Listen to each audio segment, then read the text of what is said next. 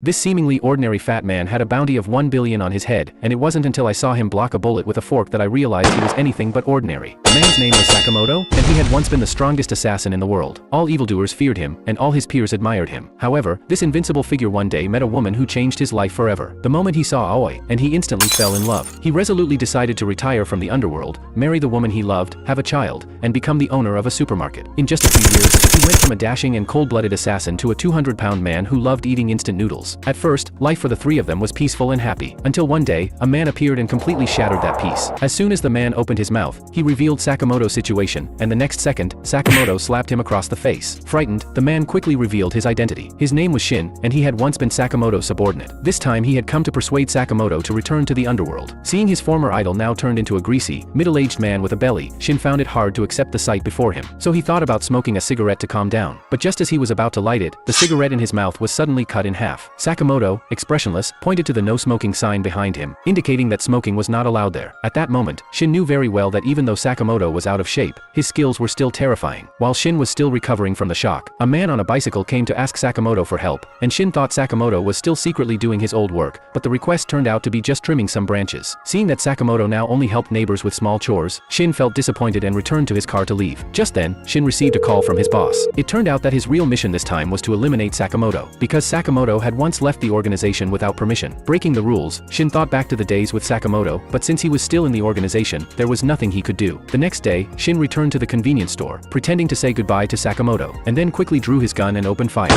However, Sakamoto remained unervingly calm, spitting out a candy that altered the bullet's trajectory. Then he threw an ice cream bar, and while Shin dodged, Sakamoto vanished in an instant and hid. From the shadows, he used rubber bands and candies to attack Shin, leaving him completely unable to fight back. Shin tried to move around the shelves to counterattack, but a bag of cream puffs hit him in the face, and Sakamoto quickly moved behind him and kicked him away. Shin crashed into the shelves and lost consciousness. When Shin woke up again, he found himself lying in Sakamoto's bed, and the Sakamoto family not only didn't blame him but had even prepared a big dinner to treat him. After just one bite of the meal, a warmth he had never felt before surged in his heart, and at that moment, he finally understood why Sakamoto had retired. He did it to protect this warm and ordinary daily life.